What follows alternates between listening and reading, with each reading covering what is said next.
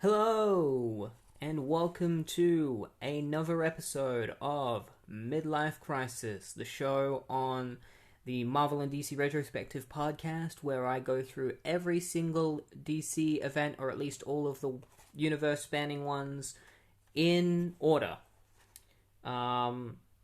Today, we're going to be talking about Wonder Woman War of the Gods, a 1991 event that came out. It came out, and it's kind of infamous for being not the worst DC event, but one of them. And it's really sad because Wonder Woman has only ever been the focal point of like two of her own events, and they've both been not good. So I'm really interested in actually reading the whole thing and kind of seeing why people consider it not to be good, you know? Little history on the event before we get into it, of reasons as to like why this event failed. George Perez was really trying to push this event because it was the 50th anniversary of Wonder Woman, and so he felt that she needed some kind of celebration. So a universe-spanning event felt like the right answer, it being like, let's do an event where Wonder Woman is the main character and it affects the entire universe. And DC made a lot of promises to George, and they said, like, this event is going to be really important, everyone's going to be involved. And then they decided to put all their energy into Armageddon 2001, which we know didn't even turn out that well.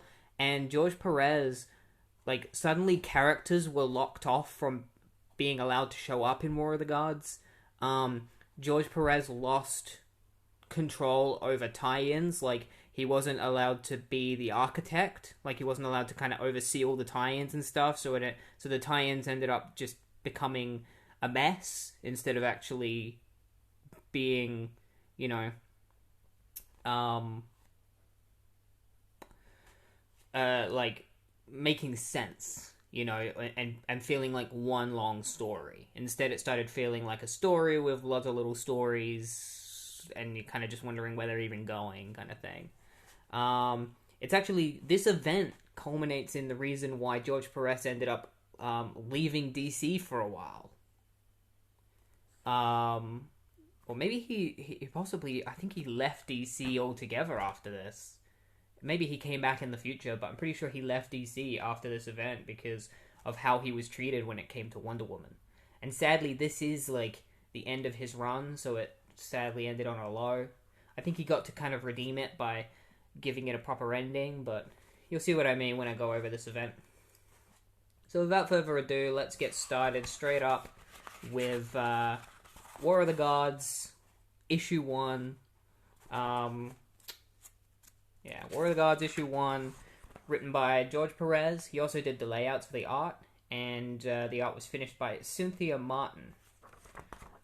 So the event begins in the realm of fate, where a character called Harmonia, who is the daughter of Ares, has been summoned by the Sisters of Fate because something horrible is going on, and she needs to be warned of it so that she can help warn the gods of Olympus and like the Amazons. Meanwhile, some of the Amazons are being traitors at the moment. I don't think these are like Amazons as in like Wonder Woman's Amazons. I think these are like Amazonians, but they're still related. And so they're working alongside a character called I'm already forgetting the name of the main villain. Jesus Christ. I don't think her name has even been said yet. So, Circe. Yeah, Circe, of course. How could I forget that? So Circe is planning on summoning the power of Hekate, who is like super evil god, so that she can attack New Olympus and take over New Olympus and just cause chaos. She promised the Amazons that she would get like a Amazonian goblet for them, but she was lying. And when they tried to argue against her. She kills one of them to show how powerful she is, and then she decides to head off into her little ritual room in order to summon the power of Hekate. She has like this guy from a museum who is helping her with summoning Hekate. He allowed her to, like, he managed to procure the artifacts that she needed. And there are a bunch of gods who are on her side that are going to help her. So she's got like Phobos, and she's got Ares' other daughter, or Ares' sister, Eris, I think is her name. Yeah.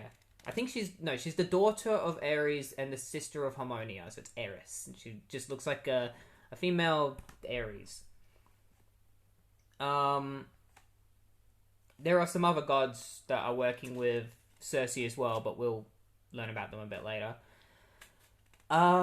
So some of the heroes on Earth start to sense what's going on. Firestorm senses that something bad is happening, and he tells Rani that, because Rani hasn't turned into Firestorm for a while.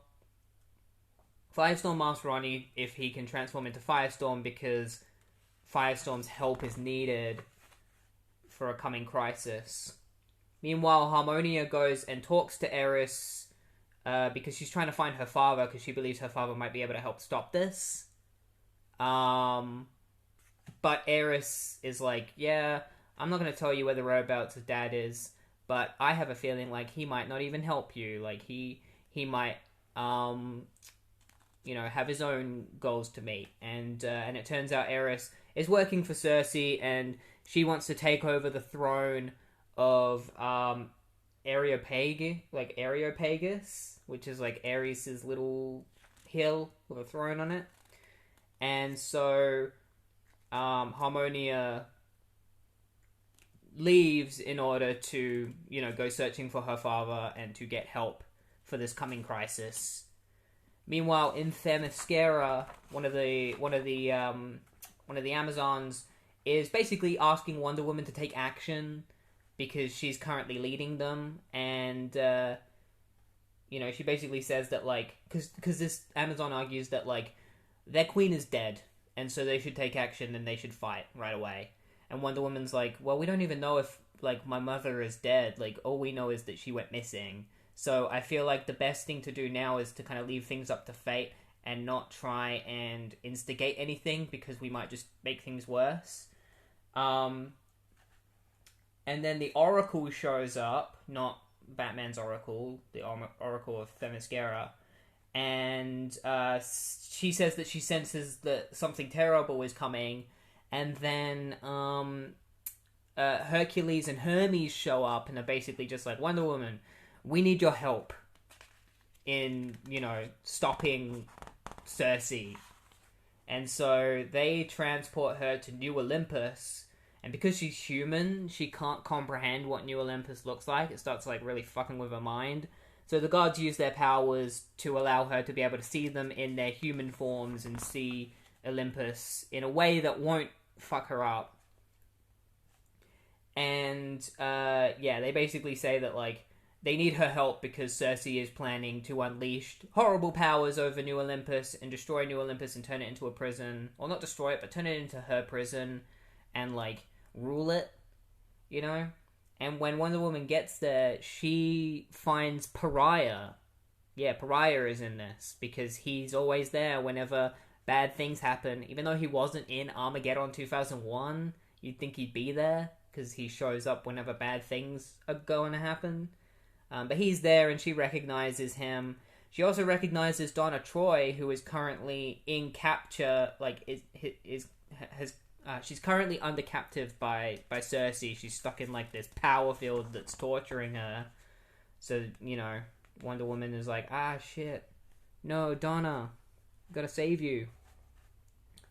Meanwhile, Harmonia is traveling through the River Styx with Charon, the, like, ferryman, in order to go and visit Hades. And she finds Hades, but it's not actually Hades. It's like a fake copy of him. And the Charon that is with her is not actually the real Charon. And he knocks her into the River Styx, and she falls down into the depths of the River Styx. Meanwhile, Clarion the Witch Boy is here, and he notices that Charon is a copy, and he's like, like, seems like the perfect time for me to cause some mischief. Other heroes notice things are going wrong. Zatanna, Starman, and then, like, they notice bad things are happening, and that they need to do something. And then Circe summons the power of Hekate.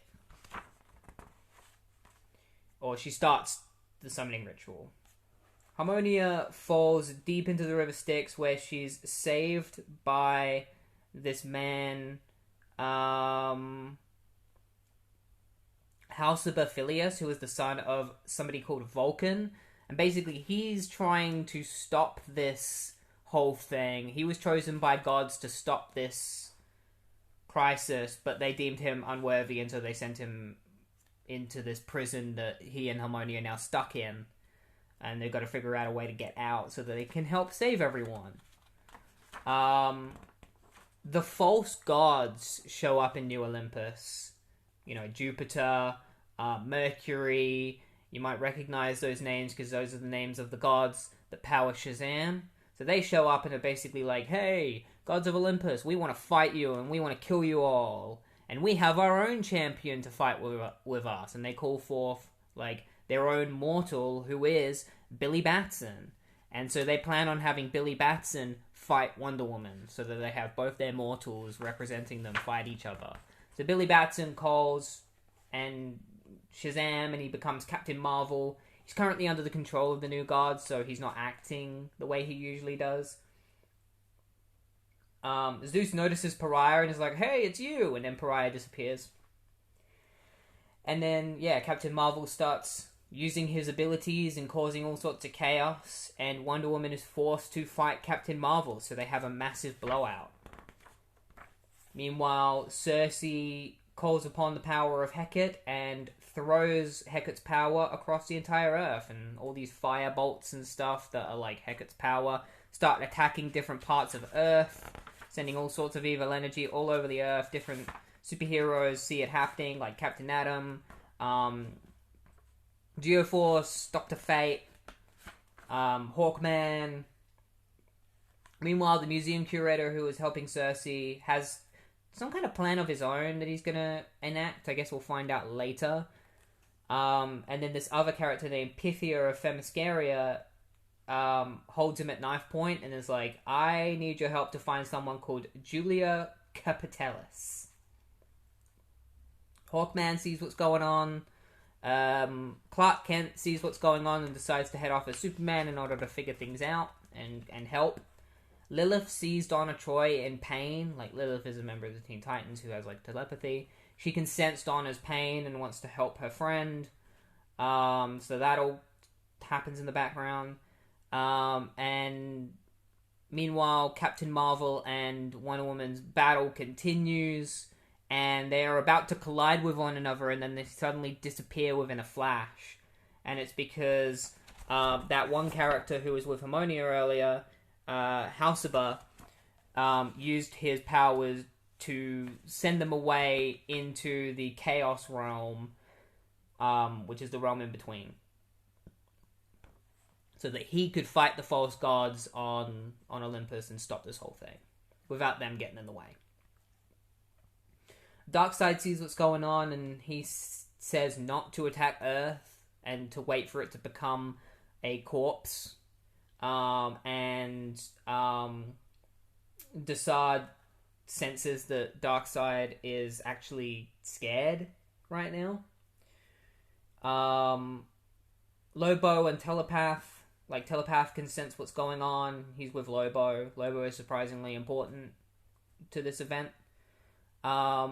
And so Wonder Woman and Captain Marvel are in the Chaos Realm between, continuing their fight, when their fight is stopped by Mercury and Hermes, the false god of speed and the real god of speed. They break up the fight between Wonder Woman and Captain Marvel, and Wonder Woman still feels like she needs to, because Captain Marvel is kind of starting to come out of it. Like, he's still under the control of the gods, but he's starting to, like, be like, where am I? What's going on?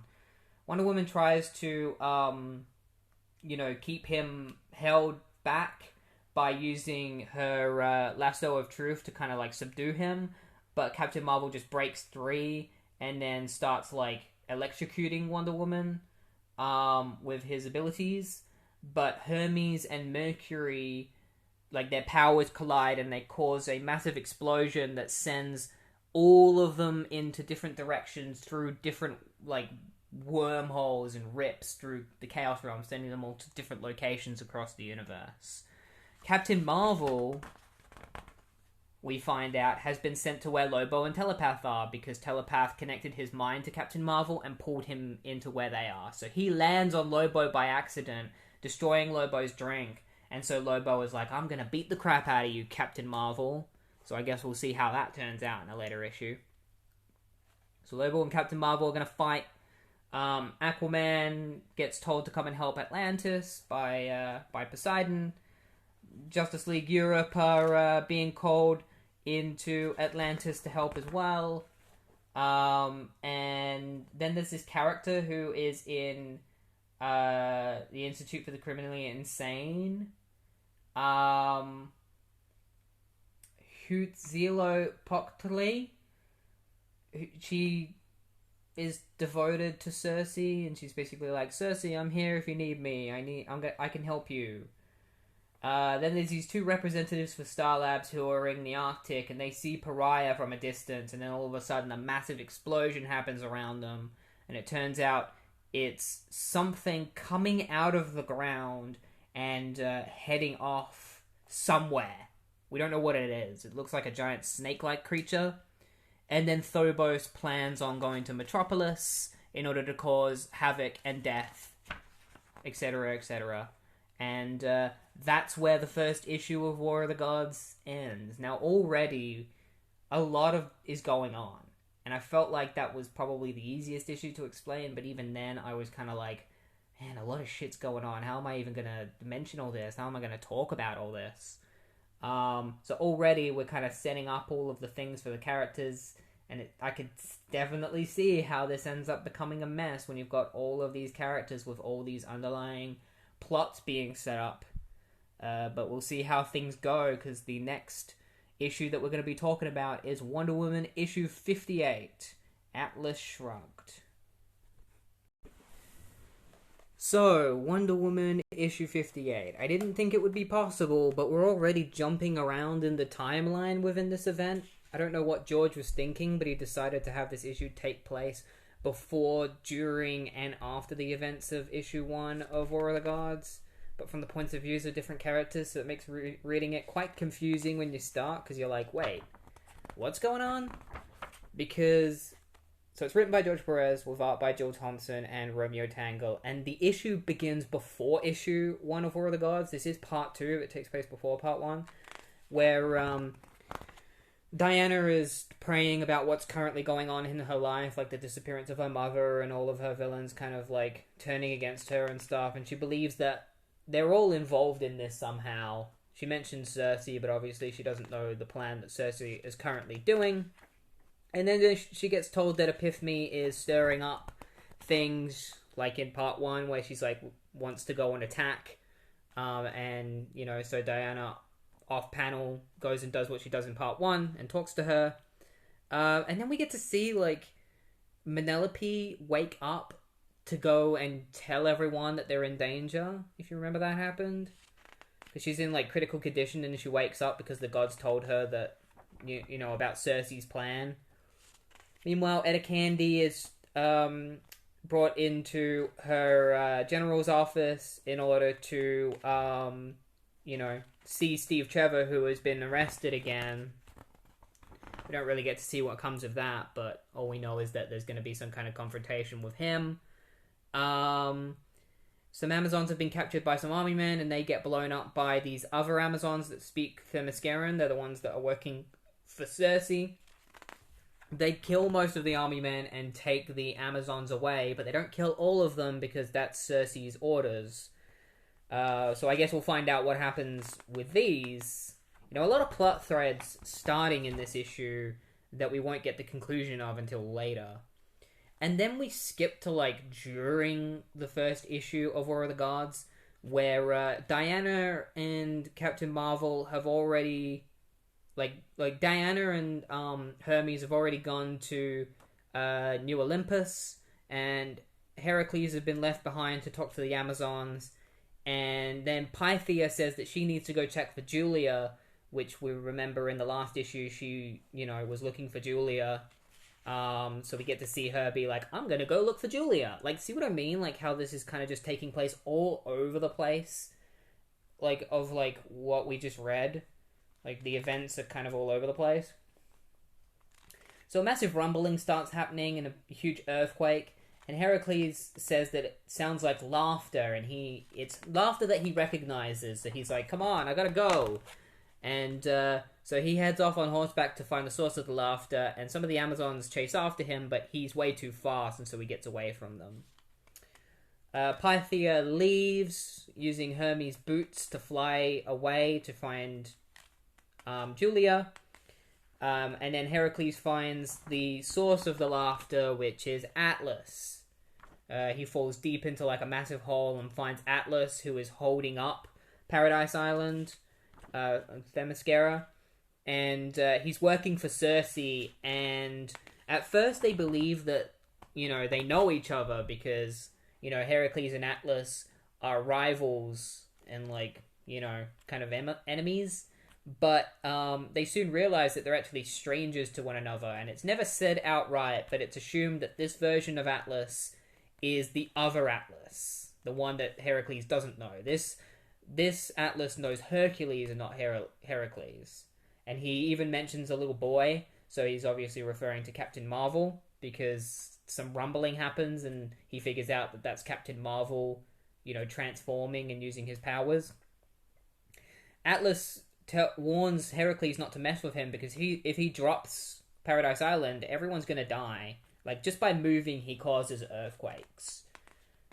Meanwhile, Pythia goes through the Chaos Realm and ends up in Circe's base, like she does in issue 1. She pulls out her knife ready to draw it on the museum curator, just like she did in issue 1.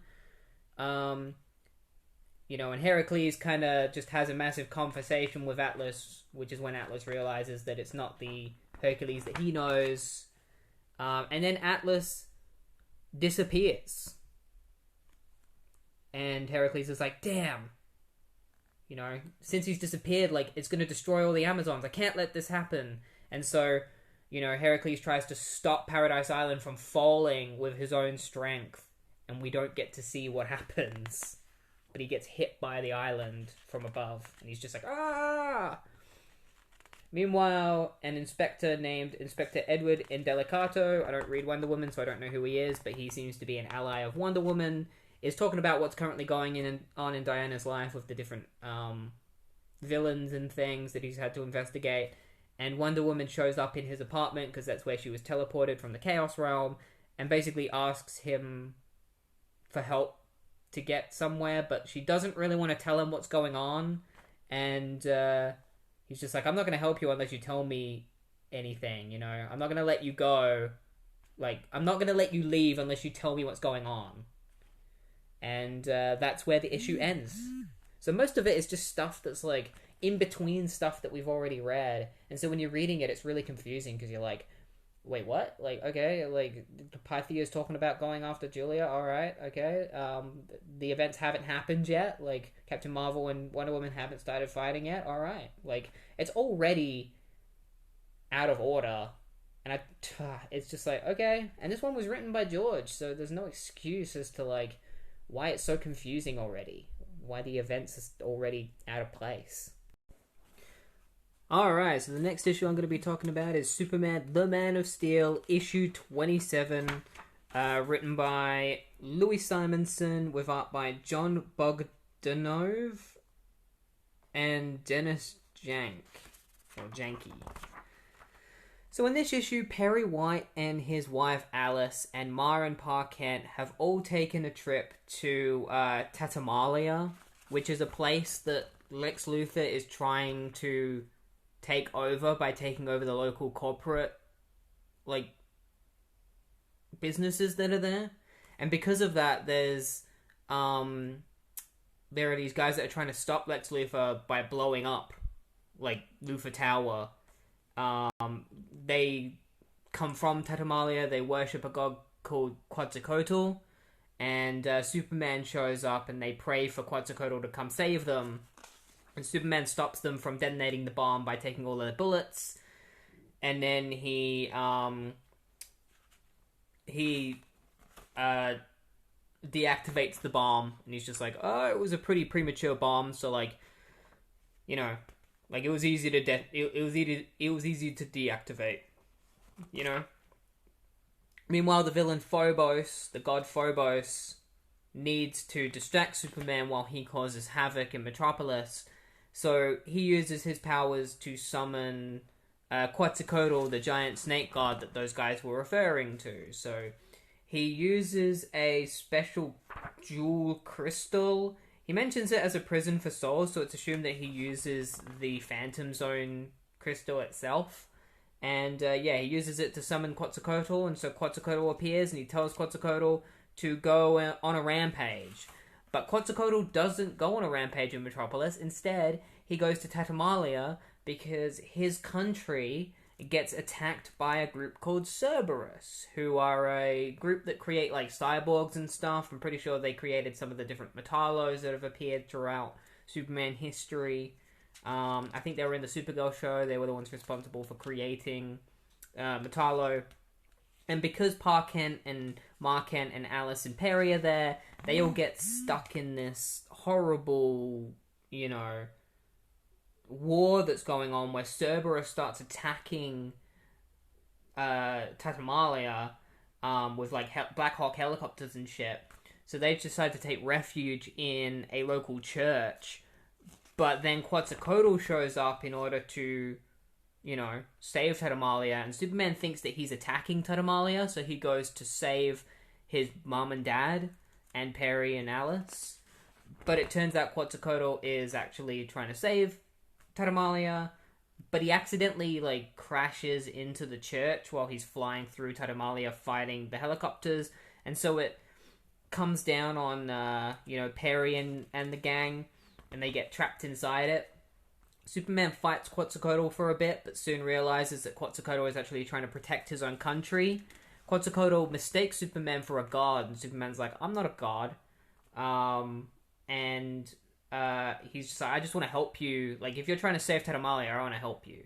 And Quetzalcoatl's like, well, luckily for me, I have the ability to create rain and storms and stuff, so I can stop this massive fire that's destroying everything from all the explosions because of Cerberus. So Quetzalcoatl sacrifices himself to quell all the fires, and then Superman helps Perry and Ma and Pa Kent save Alice, who has been crushed under a bunch of debris. And she's not dead, she survived, and they all head back to Metropolis, where Superman becomes Clark again and meets them there, and Ma Kent gives him a little statue of Quetzalcoatl as, like, a gift from their travels, which is nice. And that's where the tie-in ends. That's it. It's a pretty fast read. Not a lot goes on in it. I enjoyed it a lot more than, like, the annual that Louise Simonson did. A lot less depressing than that. So yeah, pretty alright especially for a tie-in. Pretty alright. Alright, Hawkworld, War of the Gods Part 4, Hawkworld Issue 15, written by John Ostrander with art by Graham Nolan. This one doesn't really have a lot to do with the event. Like, it does tie in because it has gods involved, but that doesn't really happen until the second half of the story. So basically, what's going on in Hawkworld at the moment is that Katar needs a new partner because Shiera has been sent back to Thanagar. Their ambassador on Earth is trying to create relations between Earth and Thanagar, but the people on Earth have come to the conclusion that Thanagar doesn't want relations, and so they've been reporting that on the news, and the ambassador is just like, uh-oh, this doesn't look good. So Kato decides to head back to, like, his little base, and he finds Shiera in there, and she's back, and she's his new partner. So I don't get why they were just like, oh, she got sent back to Thanagar, I need a new partner. oh wait, no I don't, Shayara's back, she's my partner. Like, what? Okay. So Keita and Shayara go to help handle the news reporters. They go to a party at a museum in order to deal with like these reporters and stuff and help with the ambassadors. When they go there, they're greeted by Keita's girlfriend, who we saw in that annual that's eventually going to become like councilwoman or whatever. And Shayera is greeted by this older Asian guy called Wang Chan, which feels like a pretty weird name to give a Chinese character. It seems a little on the nose and a little bit maybe racist. And he's straight up open about the fact that he's interested in women that can kick his butt. So he's got that kink, you know, he wants to be thrown around. And Shayera is interested in him as well. So while the party's going on, a case full of like artifacts starts glowing, and everyone in the room gets shot by all this energy, and they get possessed by these gods that have been summoned somehow. The gods are normally supposed to only possess their followers, but for some reason they're possessing all these people who aren't followers, and so the gods themselves are like the leaders of these gods.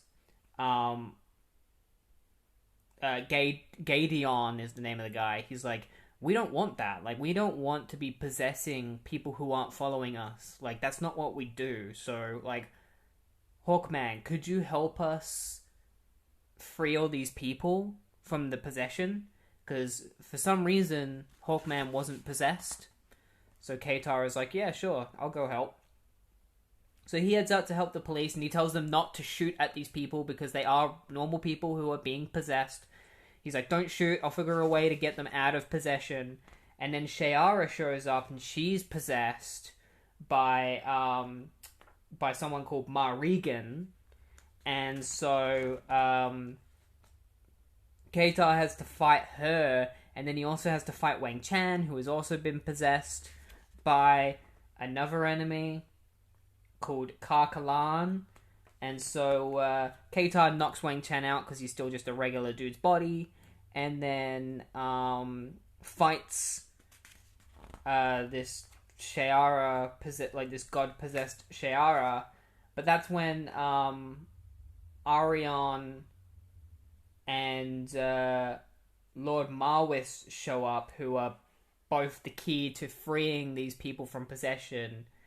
So they use their powers to free everyone. This goddess that is possessing Shayara tries to stop them, but she doesn't succeed, and everyone gets freed from their possessions. And because they're like, not today. Like, today we must sleep. Eventually we will awake and possess all of our followers, but today is not the day. We've been forced. Like, this isn't natural. This isn't the time that we're supposed to be possessing people. So they all go away. Everyone's free of possession. They head back to the party, and they discover the reason that Hawkman probably wasn't possessed was because he has strong faith in his own god. So anyone who doesn't have strong faith in a god got possessed. And they come to the conclusion that, like, they hear over the news that there's lots of gods awakening, and it has something to do with Wonder Woman. And so Shayera says that she's going to go and have a chat with Wonder Woman, and that's where the tie-in ends. It's pretty middle of the road. It's John Ostrander, that's what he's good at doing. He's getting better with these tie-ins, but, like, he's just not a great tie-in writer, and that's okay. That's not a knock on his overall writing of the whole series. You just can tell that his heart is not there when he's doing these tie-ins, and he's just phoning it in. And that's fine, because if I ever read this again, I know to skip the Hawkworld one, because it doesn't really matter. Alright, so the next tie-in we're going to be looking at is Starman Issue 38. The gods must be crazy. Written by Len Straczynski, with art by John Kellamy and Roy Richardson. The issue begins with Phantom Lady, who was introduced in that Flash issue we covered back on Flash Forward a while ago. She's doing advertisements as Helen of Troy. She's, like, selling perfume.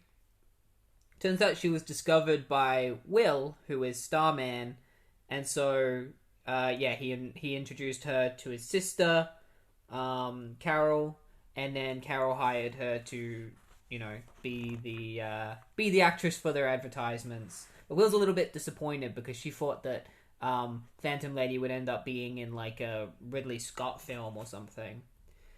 So they're talking about different gods like Samson and Hercules, just in regular conversation, and they mentioned the name Achilles, and Achilles himself appears at that very time. Hears his name being spoken by someone who is being called Helen, but he doesn't realize that it's not the real Helen. So he shows up and is basically like, hey, Helen, I am your betrothed. You will come with me. And Will's just like, hey, you freak, what the heck are you doing? And he, smacks Will away, and Phantom Lady gives Achilles a good kick.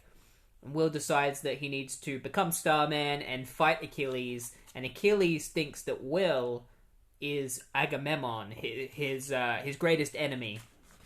So they start fighting each other, and Will uses his power to zap Achilles' sword out of his hand, and so Achilles decides to fight Starman with his bare fists. Achilles is quite strong, but right now he's still in his mortal form, so he's not really a... Like Starman is able to hold his own against him, but Achilles is still strong enough to really beat up Starman. But then Phantom Lady comes in, and Achilles is not strong enough to fight both Phantom Lady and Starman at the same time. So he starts crying because he thinks that Helen has disappeared because, Phantom Lady took off her Helen garb. And he's like, why do you forsake me, Helen? Is it Zeus who is my mortal enemy? Is Zeus doing this to me? And he gets zapped by lightning, and it transforms him into his true form.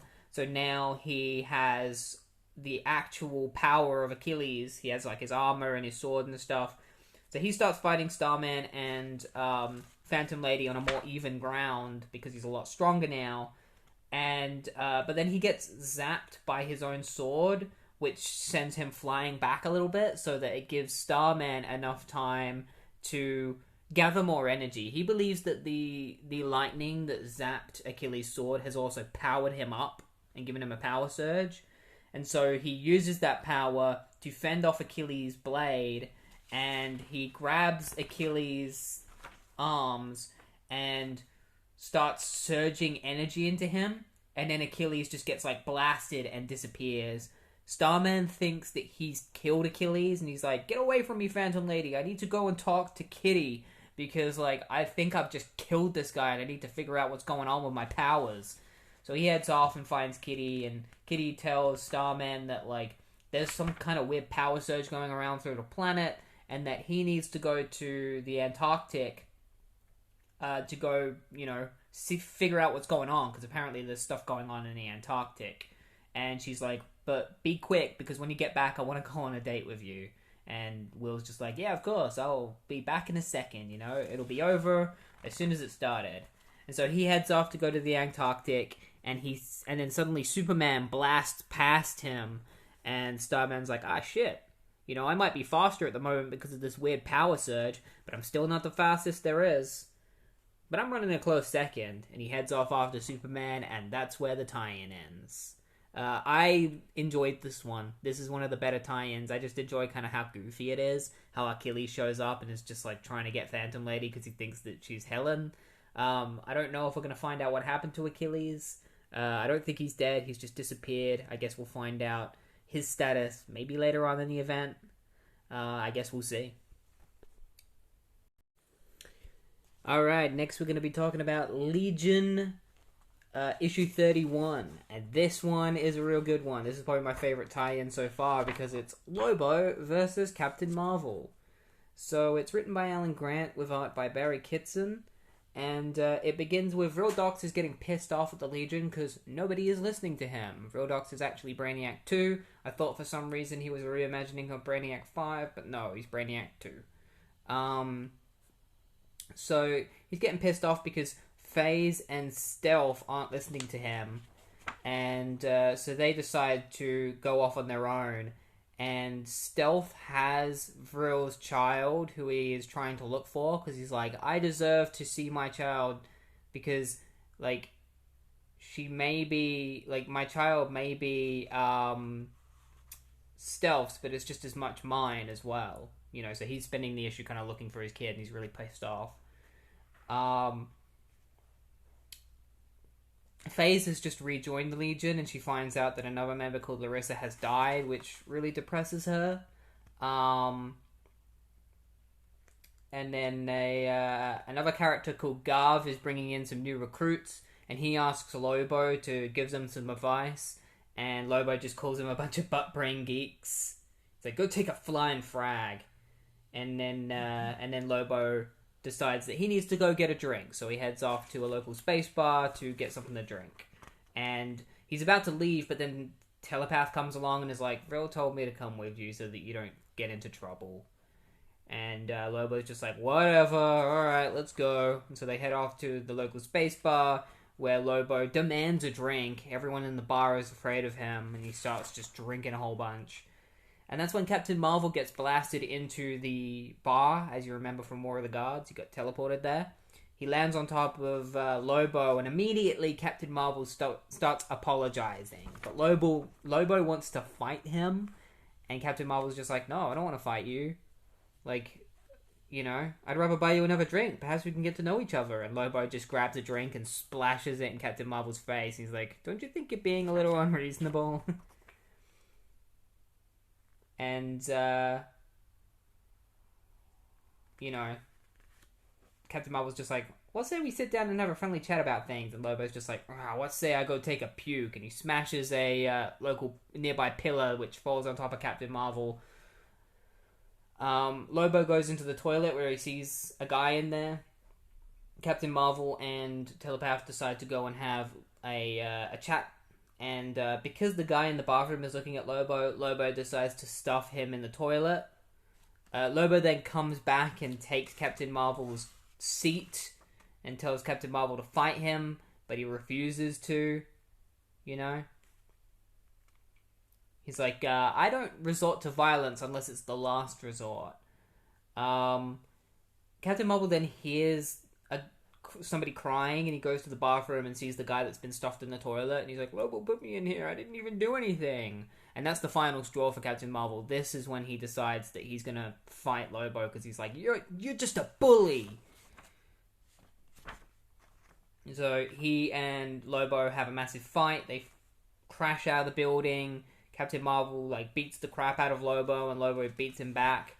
Lobo chains Captain Marvel up, but Captain Marvel is able to break the chains, and this really pisses Lobo off. He's just like, you broke my chains! Captain Marvel's like, you heartless swine, you care more for cold steel than for your own hapless victims. It is not often I am roused to anger, but you have succeeded. And then Lobo's just like, wow, he's strong. Hey, where's my frag grenade? I usually keep it on me. I don't have it. Well, I guess I'll just bite his face off then. Captain Marvel starts flying towards Lobo, ready to smash him in the face, but then he just disappears, and Lobo's like, where'd he go?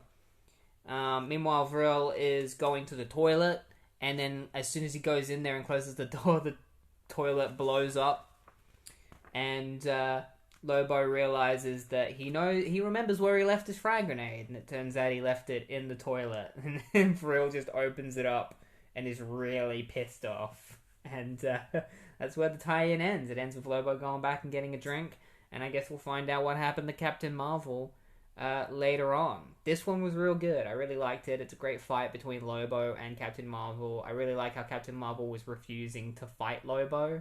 It felt very in character, but then he only started fighting him once he realized Lobo was a bully, you know, so I think that fits. That's very in character for Billy. Alright, so the next time we're going to be talking about is Hawk and Dove. It's the final issue of the Hawk and Dove series. It doesn't really tie into the event that much, so I'm just going to kind of skim through this one. It barely even touches upon the event. It's written by Barbara Kessel, with art by Greg Cooler and Kurt Swan. And what's going on in Hawk and Dove at the moment is that Hank Hall has been framed for the death of somebody we don't really get to see because I'm not reading Hawk and Dove, but he's been framed for somebody's death by the Senator O'Neill, who is actually not the real senator, and we'll touch upon that a little bit later.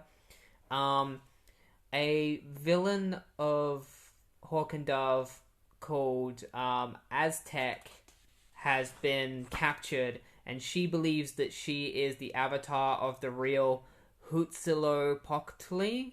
I really hope I pronounced that right. I probably didn't. I pronounced it the best I could. So she's being taken to prison, and then all of a sudden their prison van gets attacked by a representative of that Aztec god, who declares that she is a faker, and she's like, I'm not a faker, I'm the real god, and she kills this god that's just appeared, and that's the only god that actually appears throughout this issue. He shows up, he accuses her of being a fake god, and then she gets mad and kills him and then flies off. So Hank Hall is in his own little place, brooding over the fact that, like, he was tricked into believing that Don Hall was alive by the senator. So he knows that the senator is fake, and he's trying to take him down. Meanwhile, Dove is speaking to Hank Hall's mother, who tells her about the fact that, like, Don told her that he and Hank were Hawk and Dove. Don was the original Dove, and he died, and now and so now Dawn is the new Dove. And she knows that Dawn is Dove, and she was able to figure it out just by seeing her and Hank together, because she always saw them as having like a brother-sister relationship, kind of like how Hank and Dawn's brotherly relationship. So while Hank is chilling in his little base, the wildebeest shows up and fucking does nothing. He shows up and is just like, hey, Jericho wants to recruit you because you used to be a Titan. And then he gets turned to stone, and it turns out Aztec has shown up. Or Azure, that's her name, not Aztec, Azure. Azure shows up and turns him to stone because she has that ability. And then she and Hank decide to fight each other because she sees Hank as a worthy Titan to be on her side. And Hank's like, I'm not a Titan anymore, so I'll kick your ass. And so they start fighting. Meanwhile, the senator meets up with a character called Barter, who he is in leagues with to eventually become president.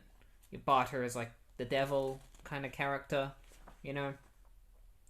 So a couple of police are chasing after Hank and Azure as they fight. One of them is in a relationship with Dawn. His name is Sal. And so, yeah, Hank and Azure have a massive fight. And eventually Dawn shows up and decides to help Hank fight Azure. And last time she fought Azure, she just absorbed her powers. And so Azure escapes from Hawk and Dove and takes this old man hostage. And then Sal shows up and uses a special machine to absorb Azure's powers like Dawn did last time. And that's how they beat her. They absorb her powers and they win. And so Hank decides to go after the senator and confront him because he knows the senator is evil. And the senator's just like, all you're doing is helping my case by breaking into my house. And then Dawn shows up, and then Uncle Sam shows up, because apparently the senator is using Uncle Sam to prove his innocence. Now, Uncle Sam is just a character who has the power of American justice on his side, and American influence. And it turns out that the senator is, Dawn figures out that the senator is currently possessed by Roscoe Dillon, aka the Top, a Flash villain who died and now is possessing people. But Uncle Sam doesn't believe them and believes that, they should use actual justice to figure out if, the senator is actually evil. And Hank gets really mad that he's going to let the senator go, and Uncle Sam's just like, if you want to punch someone, just punch me. Meanwhile, Top gets away while Dove goes after him, and she fights him and manages to subdue him. But then he's just like, she's like, I need to go back and see Hank, and Uncle Sam's like, it's all right, the battle's over, it's time to go home. And so Uncle Sam, and like, she and Uncle Sam take Sal inside to sit him down, and I think, yeah. So she did manage to get Roscoe Dillon out of the senator's body. That is, you don't see him leave the body, but it's assumed that he left. And then Hank turns himself in because there's no way of proving that the senator was possessed by a ghostly spirit. And Dove decides that she's going to turn herself into for Hank and say that it was her plan all along. And so Hawk gets let off. He gets taken into court and he gets let off. But on parole. And then the senator reveals that he's going for his presidentship. And Hank is really pissed off about that. But then he, meets up with his girlfriend Ren. And she asks Hank to marry her. And then Dawn goes and talks to her boyfriend Sal. And Sal basically admits to Dove that he knows that, he has a feeling that he knows Hawk is just a regular dude because he saw Hawk turn into a guy in the back of a van. And he's seen how, Dawn and Hawk have kind of been with each other. So he's kind of figuring out that Hawk is Hank. And he's like, if you ever feel you can tell me anything and the secret will be safe with me. So he's basically just saying to Dawn, can you please tell me that Hank is Hawk?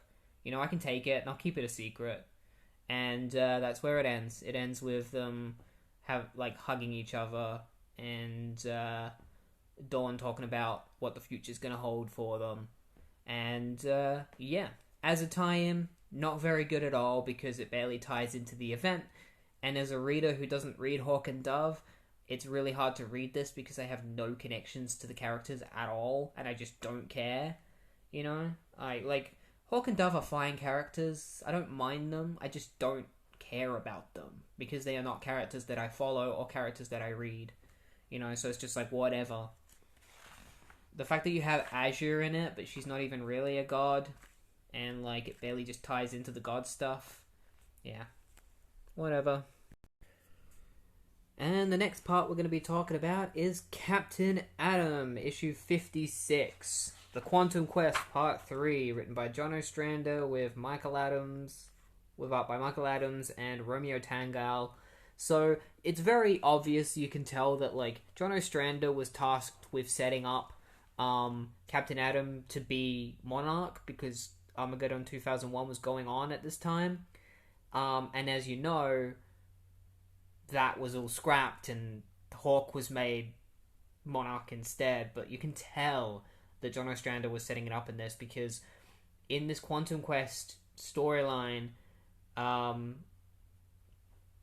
Nathaniel Adams has gone into the quantum realm and created his own universe and been doing his own shit and creating his own reality. And in doing so, he's created a negative version of himself that is now trying to take control of him and is goading him, saying that he'll never be able to destroy him and that, he's going to have to come peace with this, evil self of his, or this self that he determines is evil. And it's this is obviously supposed to be his Monarch personality, right? John Ostrander is trying to set up Monarch, and then this whole storyline is just going to be undermined by Armageddon and not even really matter. So this whole issue is Captain Atom kind of fighting this evil side, and a god shows up called Shadowstorm in Ogaden for one panel, couple of panels, and he's I'm going to attack this city, and that's all we see about gods in this. Anything god related. It's really stupid. So Nathaniel Adams finds himself basically in his own mind, where he's become a 7-year-old again. He's talking to this character called Rasputin, who I don't know who he is, but he seems to be kind of a bit of a mentor to Nathaniel Adams. Either that or he's a villain trying to manipulate him. I can't really tell. He seems like a bit of both. A morally grey kind of character. So they kind of go through the history of Nathaniel Adams' childhood, where he talks about how his parents were constantly arguing, and eventually his dad left, And then Rasputin talks about how, like, Nathaniel had a sister called Peggy, who you can barely see in his memories, and it's because Nathaniel is refusing to think about her, and it's because he doesn't want to, because of the pain that it brings to him thinking about her. And so we learn about their history. We find out that after their dad left, his mum became an alcoholic, and whenever his sister and he came home, his mum would sometimes be in a rage or whatever, or like hooking up with some guy. And eventually, Nathaniel's sister couldn't take it anymore, and Nathaniel prayed that his mum would die. Like, that he just wanted his mum to die. He prays for it. And he says, and God eventually answered my prayer. We were out in the car one day. My mum was drinking while driving, and she just went straight off a cliff. And she died instantly. And Peggy got trapped in the car. Like, her bottom half got crushed in the car. And she, asked me for help trying to get her out. And I was just a little kid, so I couldn't help her. And Peggy just begged me not to leave her. And that, because Peggy can, like, barely breathe. She's like, I can't feel my legs. And Nathaniel was just like, I'm never going to leave your side. And he stays there with Peggy as Peggy dies. So not only did he, like, although his prayer for his mum to finally die came true, it came at the cost of losing his sister as well. And so, Captain Atom decides that, like, he created this reality, and, like, this Rasputin guy is trying to convince Nathaniel Adams to use the quantum realm to, like, recreate a sister, and Adam's just like, what good is that gonna do me? Like, by being in the quantum realm and creating this reality, all it's done is created this evil, chaotic persona of me who is now trying to take over and ruin my life. And so that's it. I'm going to destroy this realm that I've created. And so he does so. And the evil version of him gets really pissed off and is like, you destroyed this universe. And he's like, yeah, I created it. And I destroyed it because I can. And now I'm going to destroy you and finally take control of my body once and for all. And so he and, like, Captain Atom and this negative Captain Atom decide to fight for control of the body once and for all. They fly at each other and they collide in a massive explosion, and that's where the issue ends. It ends right there. And on the next page it says next with a question mark, and it's like blinding white light, so it seems like maybe reality was completely destroyed.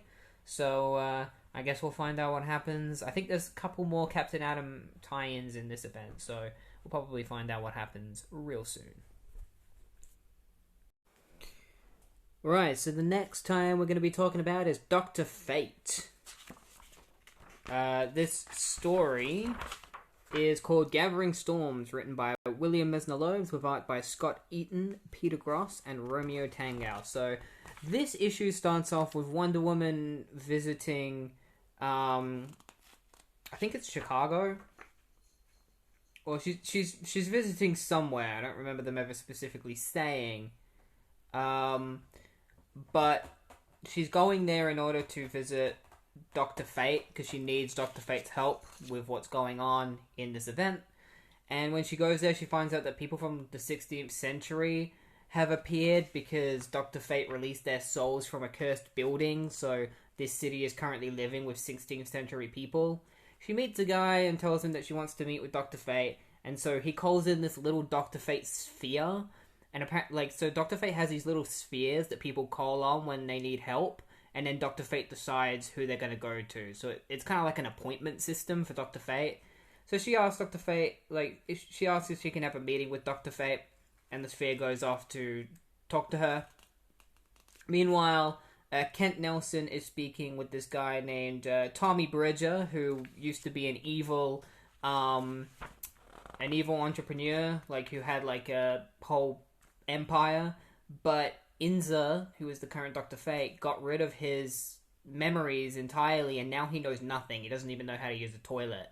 And Kent is not happy with what happened, because he's like, you've turned a smart man who we could have, spoken to and gotten information from into the dumbest person on Earth. And I feel like the situation that you've put him in is kind of worse than death, because now he doesn't even know anything. Like, I had to teach him how to use a toilet. And Inza believes that what she did was the right thing. And then the sphere comes in and tells them that Diana of Themyscira needs help, and they think that she's talking like the Themyscira is a Greek restaurant, and so Dr. Fate decides that she's just gonna say that she's busy cleaning the oven and not go and meet with Diana with this restaurant. She uses her powers to try and fix the oven, but it blows up. And then a cop comes in and tells her about how Diana, the princess of Themyscira, needs help. And that's when Inza's just like, oh shit, Themyscira needs my help, like the actual island.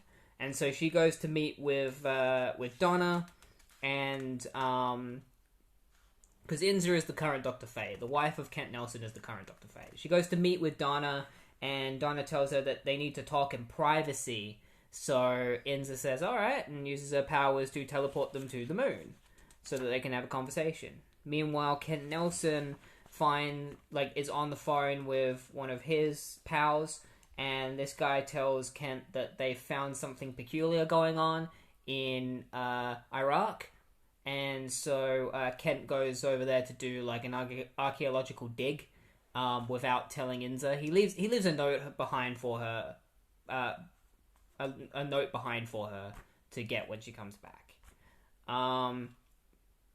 So yeah, Dr. Fate and Wonder Woman have a chat about what's going on, and Inza is like, do you ever think we're like doing too much good? And Wonder Woman's like, no, I always believe that I'm not doing enough good. I'm always pushing myself to do more good. And then a bunch of spheres come in asking for Dr. Fate's help, and there's so many that Inza is like, something really bad is going on in the city. So they head back, they find this god called Thoth, who has fought Dr. Fate before. It's this giant bird-headed god. And so Dr. Fate and Wonder Woman fight Thoth together, but Thoth is so powerful that Dr. Fate is forced to try and siphon the energy out of Thoth. But doing so, because gods are made up entirely of energy, by draining all of the energy, it's instead been dispersed throughout the city. And Wonder Woman is like, that's not good. Something really terrible could come from this. And it turns out the energy being dispersed across the city has awoken some kind of dragon creature in a hospital room. I don't know who it is, but there's this little dragon creature. Maybe it'll play a role later down the line in the event. Probably won't. It'll probably be just in Dr. Fate's series. So after defeating Thoth, for now, Diana and Inza decide to fix the city together. And Diana's happy that Inza is helping her fix the city, because most people, like most superheroes, don't do that after a giant superhero battle. And then Inza and Diana decide to part ways. Diana says that she's going to get all of the magic users in the DC Universe together so they can have a big meeting about what to do next.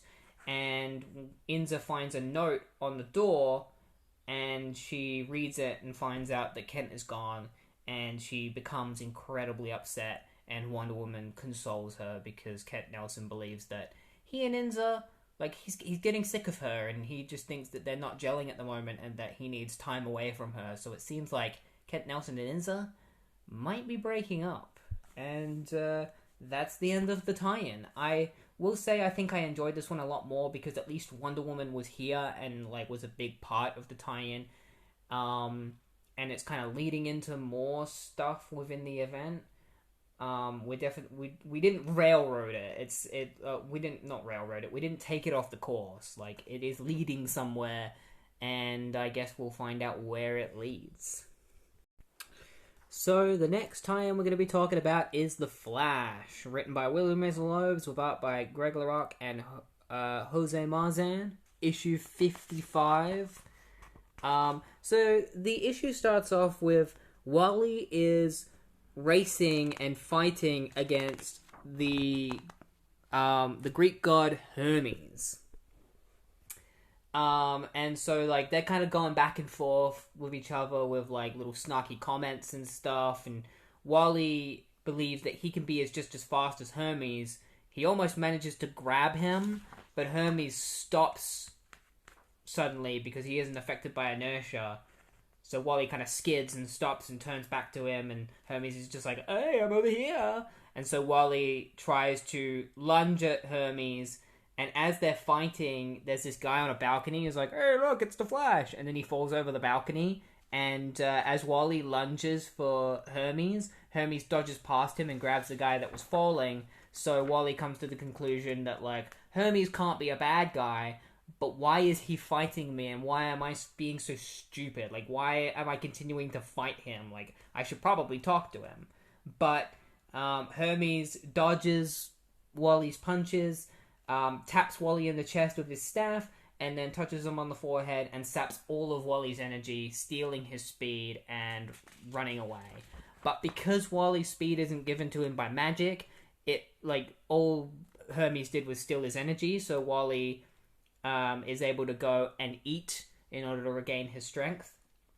And we get to see how Wally ended up in this situation. So Wally and the gang, like Chunk and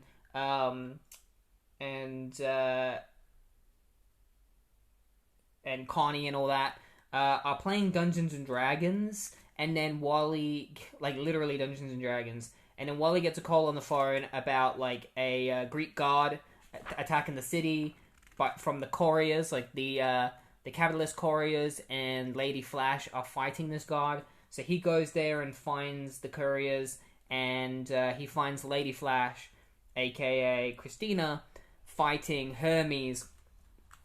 And he goes to help fight Hermes. She gets knocked down. Wally goes after Hermes, and that's how we ended up where we were at the beginning of the comic. So Wally goes and gets something to eat, and upon regaining his energy, he goes looking for Hermes again. He sees signs of the speed gods through powerful winds, so he follows them, and that's where he finds Hermes and the Roman god Mercury fighting one another, and Wally realizes what's actually going on. The kind of situation is, much more insane than he realized. So Wally goes after Hermes and Mercury, but they're more focused on fighting each other, and they kind of see Wally as this flea that's following him. So Mercury just knocks Wally out, and then knocks out Hermes. So Wally is left having to go after Mercury. Like he quickly wakes up, he heads off after Mercury, but Mercury like does a massive beatdown on him. And it turns out Wally was just distracting Mercury long enough so that Chunk could come up behind him and eat him because of his black hole powers. So Chunk grabs Mercury, shoves him down his throat, but Mercury manages to escape from Chunk's black hole stomach. And so he comes out and he has Chunk held by the neck. But while he's holding Chunk by the neck and mocking Wally, Wally has had enough time to gain enough momentum that he can run in at super speed and punch out Mercury and knock him out. And then Mercury disappears after this. And then Hermes shows up and is like, I woke up and I noticed that you had defeated Mercury. Like, you did great, Wally. And Wally's like, what the heck is going on? And Hermes explains everything to Wally about how, there's a war of the gods going on. Circe is causing all sorts of terrible stuff going on. Or, he doesn't say it's Circe because he doesn't know it's Circe. He just knows that, the gods are attacking Earth for some reason. And Donna, who is a friend of Wally, is being tortured. And so Wally decides that he needs to go and help with this war. And so he heads off with Hermes. And that's the end of the tie-in. I really like this one. I think that this is one of the better tie-ins. I think it's really fun seeing Wally face both Hermes and Mercury, and it's also really fun seeing Mercury and Hermes fight one another. And also the page of Chunk eating Mercury is so goofy. I love it. You know, it's got some very abstract art. Greg LaRocque's art is really good. I love his art. It really works with the Flash. But yeah, the next time we're going to be talking about is Wonder Woman issue 59. Right, so Wonder Woman issue 59 kind of just adds to the confusion of this event. I remember reading this, and there are some parts that are I wasn't confused by, and then there are some parts where I'm like, what the hell is going on? So it's written by George Perez with art by Jill Thompson and Romeo Tango. So basically, Wonder Woman goes to Gotham City in order to talk to Batman and Robin because she wants to convince them to help the investigator that she's currently helping. Can't remember his name. He's there too. He's watching them, and he's hoping that she manages to convince Batman to help them. They go over everything that's previously happened in all the tie-ins, or at least he does. He talks about them all. Meanwhile, the General is talking to Steve Trevor, trying to get him to admit that Wonder Woman is responsible for the deaths that went on, and that the Amazons are attacking, Earth.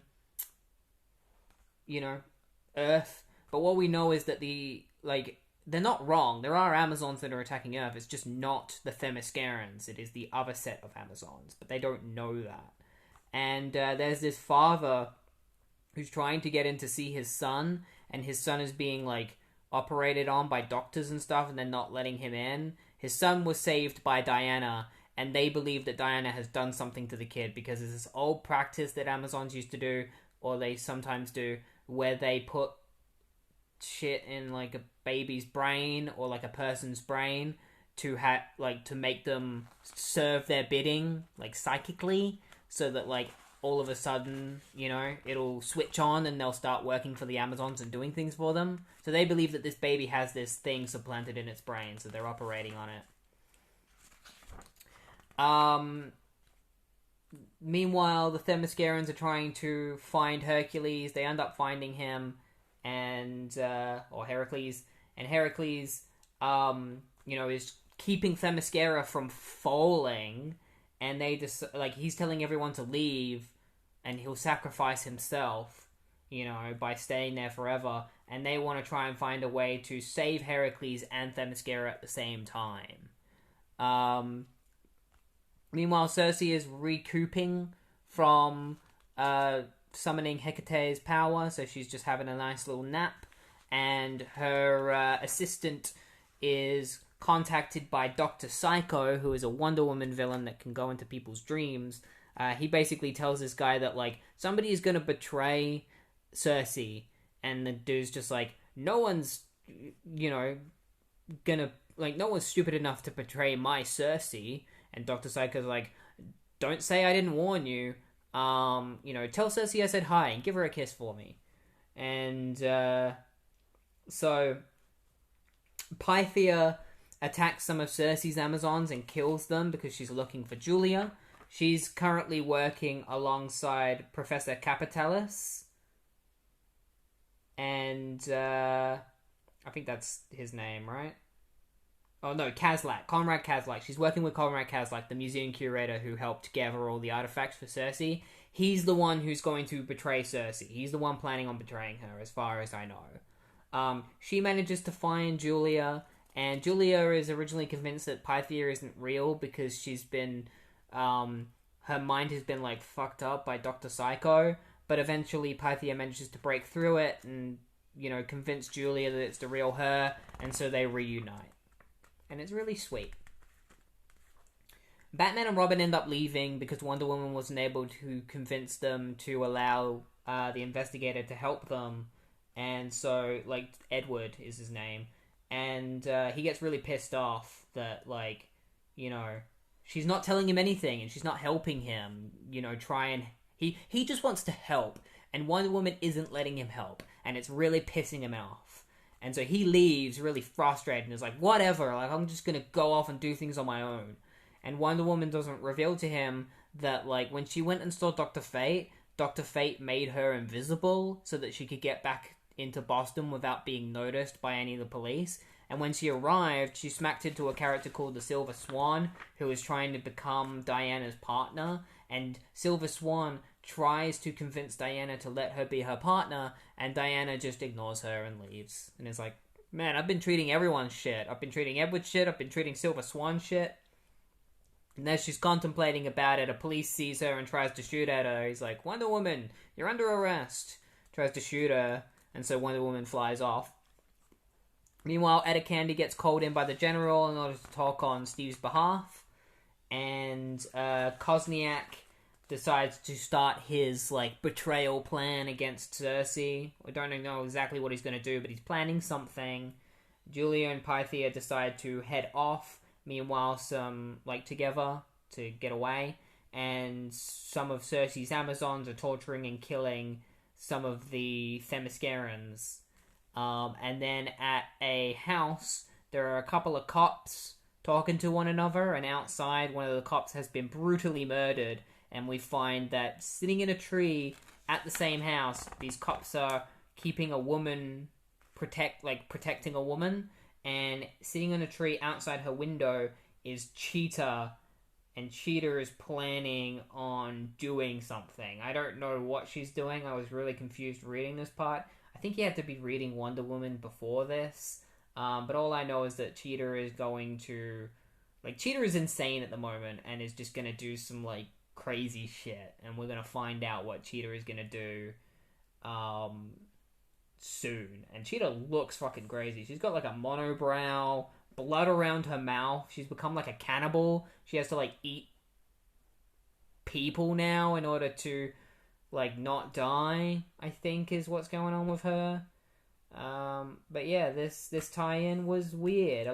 Half of it was just going over what happened in other tie-ins, and the other half was just Wonder Woman talking to Batman and Robin, and Steve Trevor talking to the General, trying to convince them that Wonder Woman is not a bad person, that the Themyscirans are not the evil people. Not a lot happens in this tie-in at all. It doesn't really progress the story all that much. There's some stuff, Cheetah is obviously going to play a role a little bit later, and, you got Dr. Psycho in there a little bit, but everything else is kind of just Circe is sleeping now, Edward and Wonder Woman are no longer working together, what's happening? What are we doing? Where are we going with this?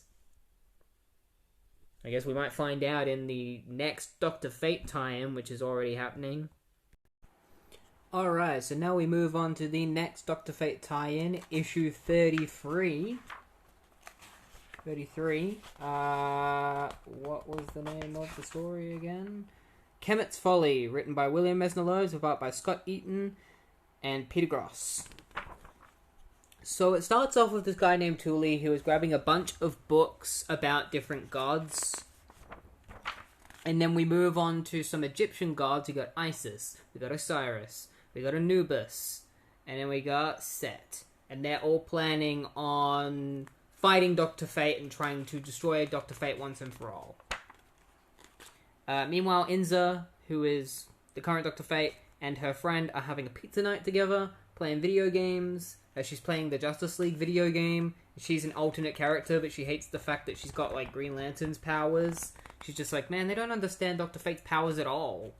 Meanwhile, in Egypt, Thomas Bridge trips over what seems to be a small, tiny little pyramid, and he takes it back to Kent Nelson and shows him it, and Kent Nelson shows Tommy a tablet, and Tommy asks him what the tablet is, and Kent Nelson explains to Tommy that the tablet came from ancient times.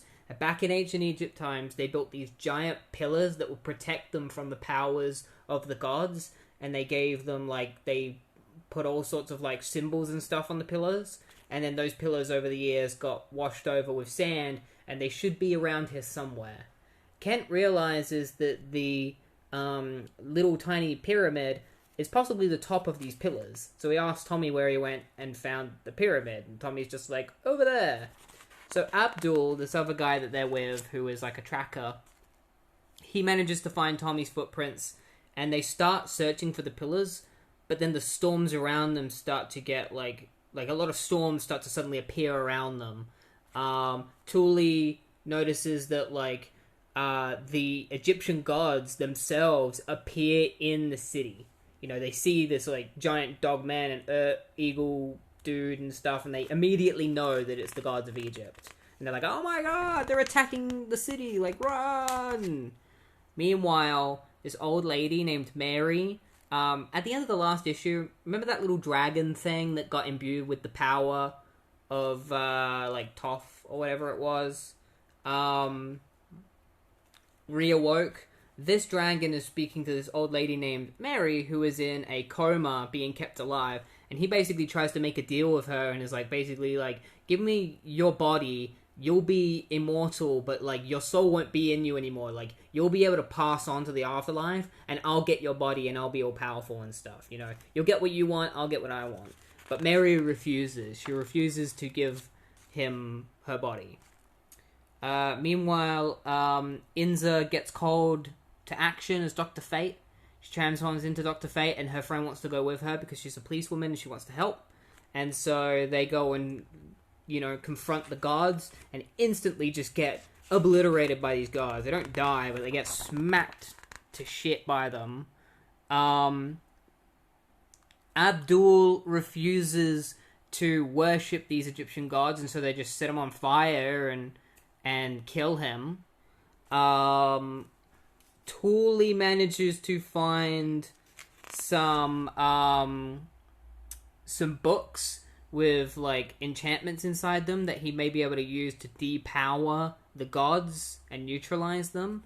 Mary sees the destruction that the gods are causing, and this evil dragon character finally convinces her to give him her body, and he possesses her and transforms into this green energy powered lady who doesn't have a name because they don't say what the name of this character is going to be. And he doesn't appear in the rest of the issue, but he's like, yes, I have all the power, woo! So Thule starts reading an enchantment and starts like depowering the gods. Inza's helmet was the one that actually opened up the books to those pages, and also Kent, like the helmet went to Kent so that he could like grab the helmet. Oh no, he went to Tommy, that's right. So the helmet of Naboo goes to Tommy and tells him to take a hold of it, and then it starts like shining a bright light, and Tommy's just like, what's going on? Abdul is revealed to be alive. It turns out because the pillars are right below them, it protected him from the power of the gods. Inza goes to fight the gods and is able to defeat them thanks to Thule neutralizing them with the books. So, Dr. Fate uses its powers to kind of just like suck the gods away into the ground using magic. That's what happens. That's as far as I can go. Like, basically, Dr. Fate just shoots a bunch of magic and the gods get sucked into the ground and they're gone. And Tommy gets, like, empowered by a helmet. It's not Dr. Fate's helmet. It's like a fake Dr. Fate helmet, I'm pretty sure. Because Inza's got the helmet. Something else is, like, parading itself as, like, Dr. Fate. And powers up Tommy. And then Inza decides that she needs to, like, Dr. Fate needs to go and help Wonder Woman. Because, like, what Diana said is true.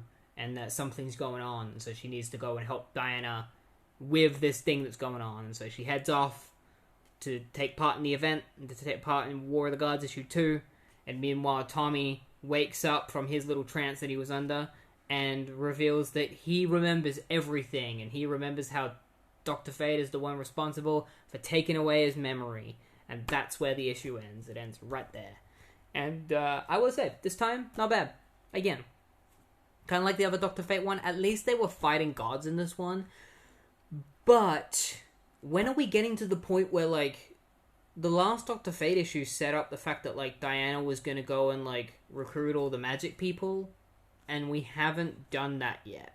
There hasn't been a single magic person recruited. The first thing Diana did after she said she was going to recruit magic people was she went and talked to Batman and Robin for some reason. Like, why? Why did she go to them first? She said she was going to go talk to, like, the Spectre and shit. I wonder when that's going to happen. And so fittingly, the final issue we're going to be covering in this episode is War of the Gods Part 2. Planned out pretty well that, like, we ended at exactly the halfway point.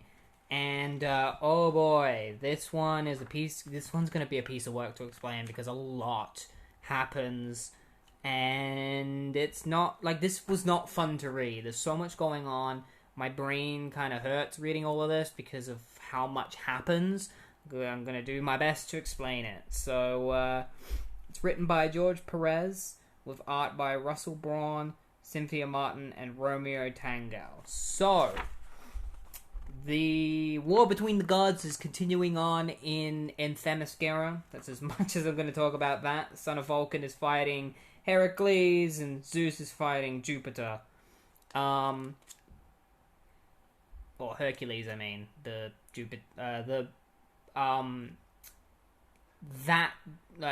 Hercules, not Heracles. Meanwhile, Heracles is keeping Themyscira from falling into the ocean.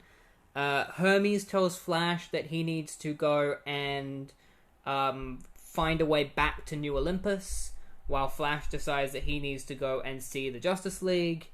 Some of the other characters are doing other things, like Hawkman and Hawkgirl are just doing their own thing in Chicago. For some reason, the stuff that happened in the last Dr. Fate issue is shown in this, where, like, the Egyptian gods appear as if they're showing up for the first time, even though we already saw them get defeated. So they appear in Egypt, which is weird. Firehawk goes to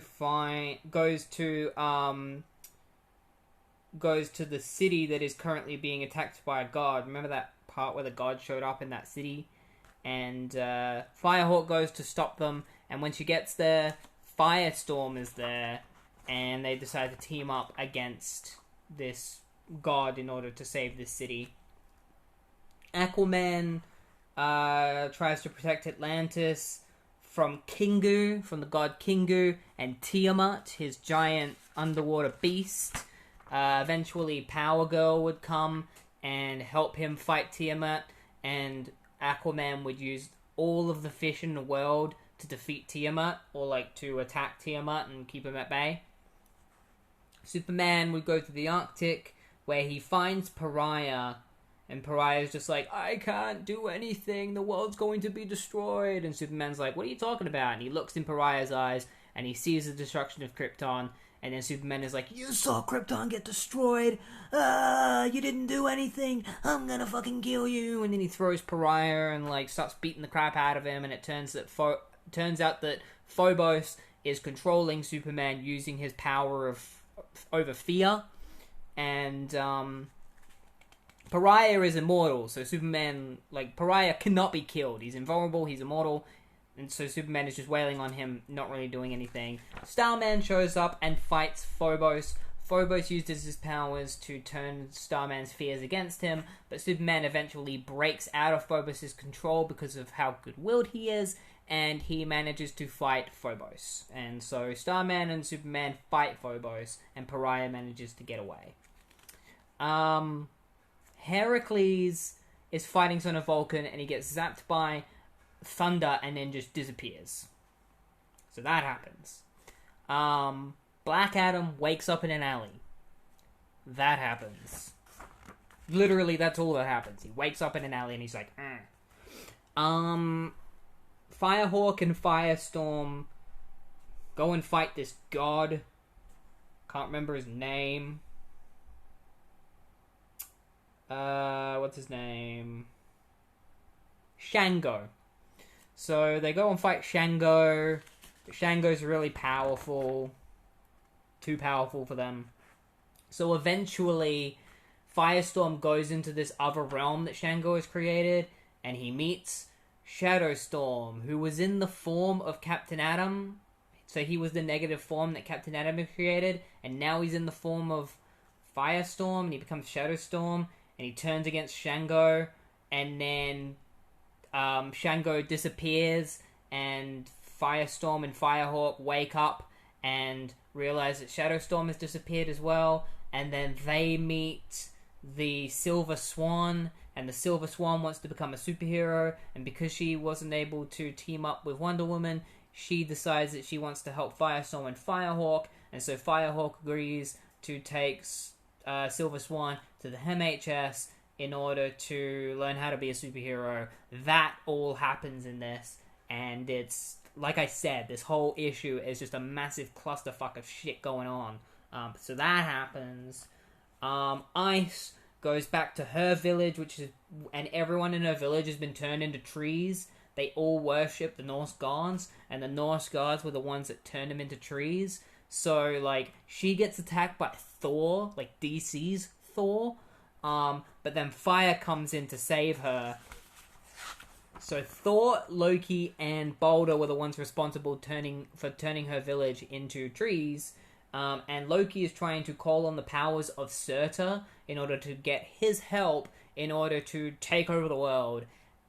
And Circe is in this other dimension fighting the JSA at the moment, which is a retcon because the JSA were in another dimension fighting a fire demon, but it was never explicitly stated to be Circe. It was always stated to be just this giant fire dragon thing, but now it's Circe, so that happened. It's supposed to be the same guy, but yeah, like, the JSA are fighting Circe in this other dimension, and Loki decides to try and take care of ice and fire himself because Thor is taking too long.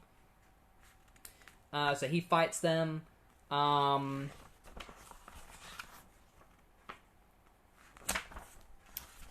What happens next? Right. So Ares is watching his son Phobos torture Starman, and he's like, like, Phobos is going against my rules, which was that I would never wage war on Earth again. And Ares is like, and that's why you're a fool, father. And Ares gets attacked by a giant axe, and it turns out to be Lord Mars of Olympus. Ares let Lord Mars in so that Lord Mars could destroy her father so that she could take over Ares' throne, because that's her evil plan. So Ares and Lord Mars fight each other. Power Girl helps Aquaman fight Tiamat. And then all of the world's magicians, like magic people, the Spectre, Zatanna, Madame Xanadu, the Phantom Stranger, and Dr. Fate all meet up in this tower. They meet up with Wonder Woman, who has got Geoforce, and for some reason, I don't know why they specifically picked him, but they did. And their goal is to use their magic in order to bond the spirit and body of Earth together in order to protect them from the magic of Hekate. Meanwhile, Circe is secretly going to absorb the magic without them knowing. So they start doing this ritual, and Circe is absorbing the magic, but then something happens that really pisses Circe off and ruins her concentration, and they're able to finish their spell and bond the Earth, body and soul, and save everyone. And so all of the gods that are currently plaguing the Earth all disappear, and Circe is left, like, really angry at something, but we're not going to find out what that is until later. Not in this issue, in a later issue. And, yeah, so all of the gods start disappearing. The Metal Men are waking up. That happens in a couple of panels. It just shows them waking up. Son of Vulcan decides that he needs to leave, and he apologizes to Donna for not being able to save her, and Donna is left to remain in her torturous state. And he disappears, and all of the gods in New Olympus all kind of vanish.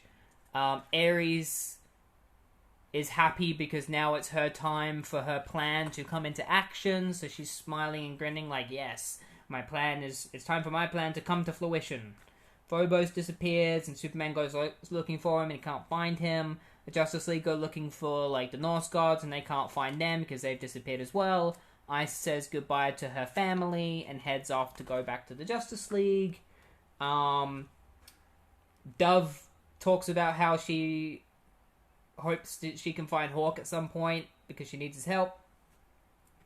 The magic people wake up and realize that they've succeeded, but Wonder Woman knows that Circe is really pissed off about something, and she won't tell the others what she might possibly know or what she's thinking, and she decides to head off because, to find out what's going on, because Diana has no idea what's currently going on, so she flies off to go and probably be in another Wonder Woman issue that's going to explain what she's about to do. And then Black Adam goes and finds the Suicide Squad because he has a plan with them. And that's the end of the issue. I know it seems like it ends so abruptly there, and it does. God. I'm sorry if you had a hard time keeping up with that. I tried my best. You know, I condensed all of that. That was me kind of like, I cut down a lot. There's a scene where Batman shows up, but I just didn't even mention it because it's the scene that we already saw in the Wonder Woman tie-in where Batman says that he's not going to help and then he leaves. Like, for some reason, that scene was in there and I decided to skip over it, but it's so stupid that I'm fucking talking about it right now. Like, why did you put it in there, George? You already put it in another comic. Did you think that people weren't reading... Do you think the people that were reading Wonder Woman War of the Gods weren't reading Wonder Woman at the same time? Like, really? Of course they were. God damn. This issue sucked. There's just too much going on. It's so confusing. It's like... Man, how much...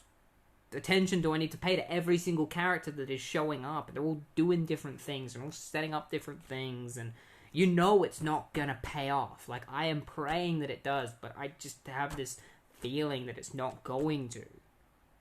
It's going to be really disappointing. But that's going to be it for now. Like, I definitely need a... I'm glad that I'm going to be having a break tomorrow to just kind of like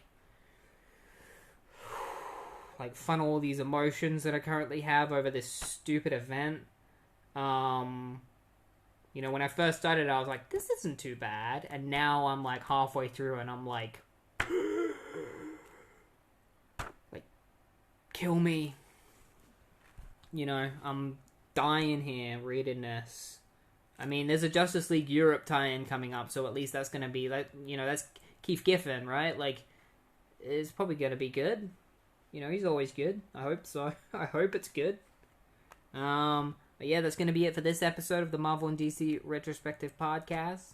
I hope you enjoyed the episode. If you enjoy it, please give me a follow and please rate the podcast because it always helps. Share it around if you can. Get people engaged in the podcast. If you know people who like comic books, or if you know people who are interested in comic books and want to kind of just like listen to what happens and not actually read it, you know, or, you know, listen to it and then maybe think about reading it themselves, recommend them this podcast because as much as I'm not the kind of person to really like sell myself, I just think that like I think it's worth people's time to listen to this because, you know, I record it and I put a lot of work into this, and I'm very proud of this podcast. I feel like I do a good job with what I'm doing, and I feel like I've definitely gotten better as time has gone on. Like, I've listened back to that first episode and then listened to stuff now, and I've gotten so much better at explaining things,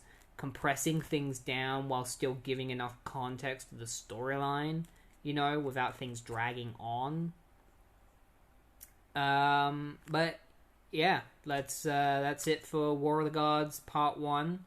Next week we're going to be doing War of the Gods Part 2, where we finish off the event. And then after that, I mean, we're probably going to be doing some Flash, and then we're just going to be hopping right into another event. But until then, this has been War of the Gods, and I hope to see you next week for Part 2. Have a good day, wherever you are. Good night, good morning. And I hope to see you next time. See ya!